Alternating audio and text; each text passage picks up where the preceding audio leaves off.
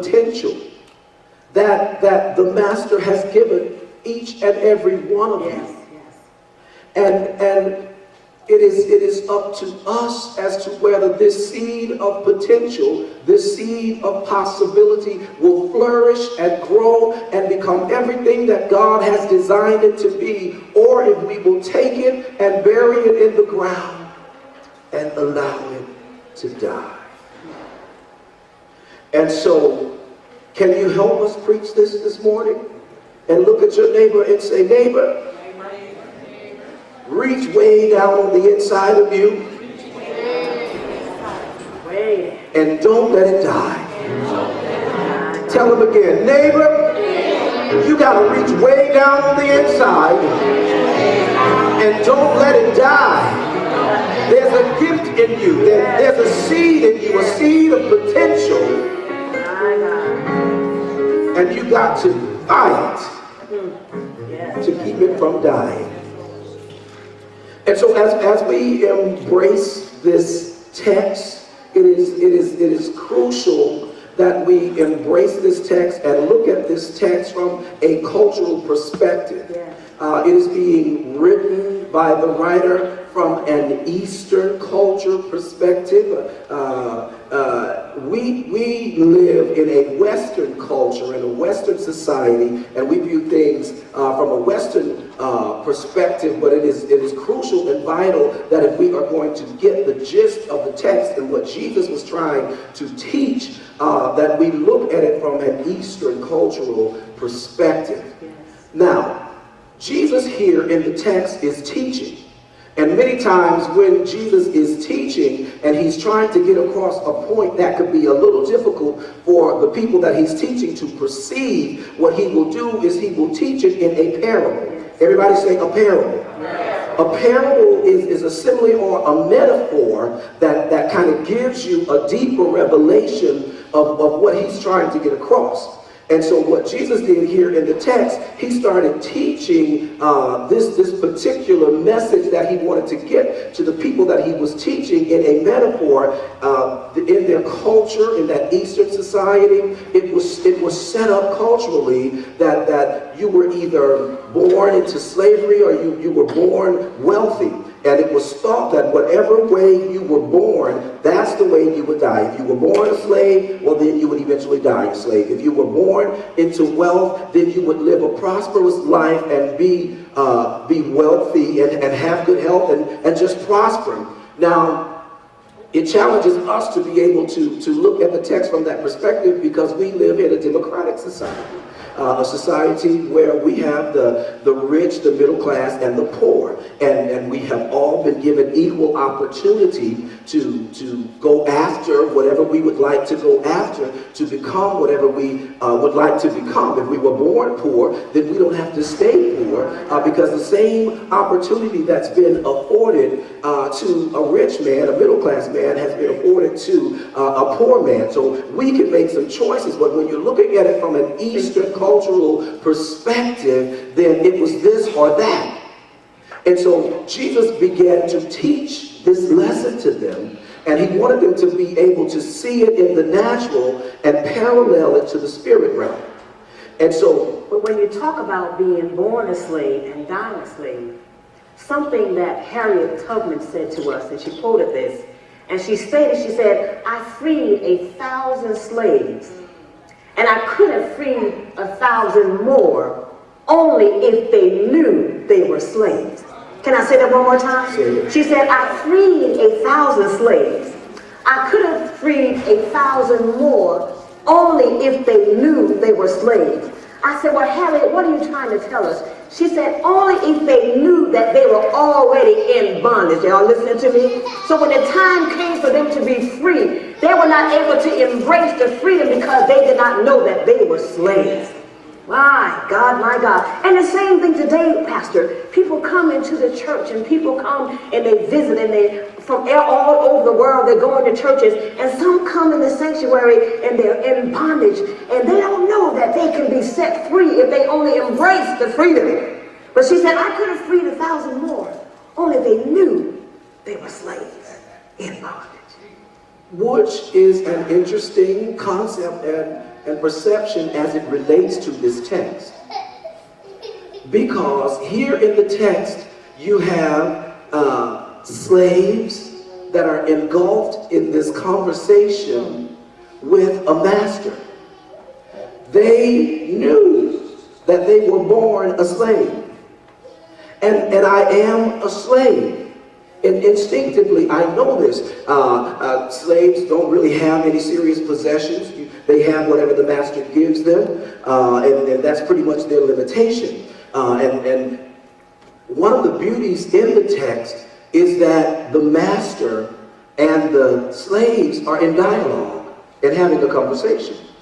Because there is a sociological gulf between the master and the slaves. There is an economic gulf between the master and the slaves. So technically, they should not even be having a conversation. Right. And what does that say to us in the spirit realm? Jesus is teaching, and he's trying to get the people that he's teaching, and even the 21st century church, to understand that there is a gulf that separates us. My thoughts are high above your thoughts, and your ways are far, my ways are far above your ways. And so sometimes we have a challenge coming together and relating to each other, but there can be a conversation between us, even though there is a gulf.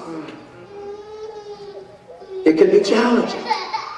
And so the master is having this conversation with them, and just out of the clear blue, he decides, I'm going to bless them. I'm going to give them a gift. How does that relate to a 21st century church? Even each and every one of you that are sitting in this place today, there's a gift that the master has given you.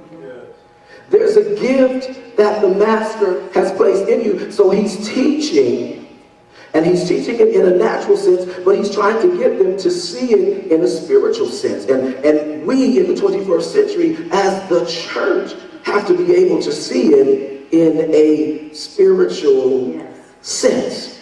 So he starts giving out gifts.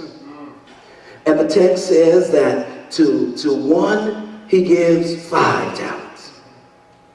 And can you imagine this one with the 5 talents, all excited, I got 5 talents. And then he gives another one a talent, and he only gives him 2. So they're kind of looking back and forth at each other. Well, why did he give me 5 and why did he give you 2? Well, why did he give you 2 and give me 5? Well, I don't know. And then he gets to this one guy. Yo, dude, all you get is 1. I'm going to give you 1. Can you imagine the feeling? Go with me. Imagine the feeling in the room as this is happening. Well, why did he only give me 1? Well, why did he give him 2 and just give me 3? But guess what? Before he gave them anything, they had nothing. All right, all right. Look at somebody and say, anything above 0 is increase. Somebody missed that. Tell somebody, anything above 0 is increase. I think somebody missed it again. Let's say it one more time. Before he gave them anything, they had nothing. Anything above 0 is increase. So that you can just kind of grasp the weight of what he was giving them. In my studies, I found that the 5 talents is to the 1. The 5 talents in that day equated to about $5,000. But it was worth 20 years of wages. 20 years of wages to $5,000. Now, I say to the 21st century church, if the Lord decided to drop a 5 talent blessing on you, it would equate to you becoming immediately a multi-millionaire for 20 years of wages. Y'all missed it. And somebody said, and as I was thinking about this, Pastor, you know what came to mind? That he's the same yesterday, today, and forever. So I just believe if he can drop it on them, Anybody in here believe that he can drop it on you? Oh, that he can drop it on you, that he can drop it. You will go from broke to millionaire in one day. I need somebody to hear me. Oh my God, my God. I need somebody to hear me. You can go from broke to a millionaire in one day. All he had to do was give it to them. And so here they are in the text, and he drops this on them. Now, we have to be able to look at this from the right perspective. They could have taken this and said, well, there's an inequity here.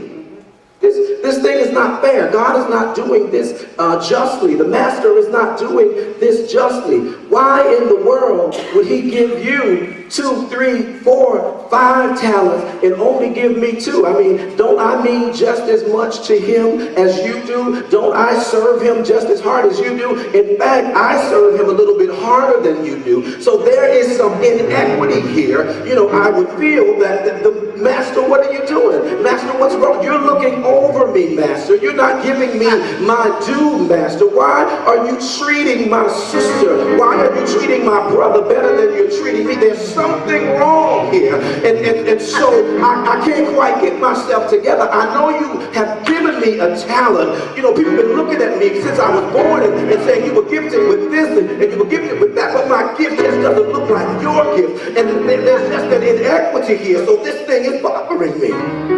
I gave it to you according to your ability. I knew what you could handle. But I got just as much power on the inside of me as you do. But I knew what you could handle. I knew you couldn't handle the 5. That's why I had to give you the 2. I knew you couldn't handle the 5. That's why I had to give you the 1. What I want you to do, I want you to, whatever I give you, I want you to work it. I want you, whatever level you're on, that's the level I want you to be excellent in. If I give you 1, be excellent in 1. If I give you 2, be excellent in 2. If I give you 5, be excellent in 5. But it is difficult for me to be excellent in what you have given me when I am assessing the situation from my own personal perspective, and I see that there's preferential treatment here. Because you're losing focus. You're not focusing on what God gave you. You're focusing on what God gave the other man. You see, when you get focused on the other man, then jealousy and creativity cannot reside in the same place. You missed it. I see jealousy and creativity cannot reside in the same place. So now you're focusing on, you're focusing on the 5 and the 2 or the 1, and you're not even focusing on what God gave you. In other words, you're not even working what God gave you because you're too busy looking at what He's given the other person. So he gives them the talents. But there's something else in the text that we need you to see. Not only did he give them the talents, but there's something that he gave them that's not written in the text. And in order to see it, we got to look at it from a spiritual perspective. We got to ask God to give us some spiritual insight to really see what he has given them. And it is something that God has given each and every one of us. It is something that if we didn't have it, that we would forever be bound and we would forever be stuck in the position that we're in. But because he gave it to us, it is one of the most profound and exciting things that ever could have happened to us in our lives. Though he only gave 1 5, he only gave another 2, and then he gave another only 1, according to what they could handle. But it was something that he gave them all. The thing that he gave them all, brothers and sisters, was an opportunity. All right, all right. If something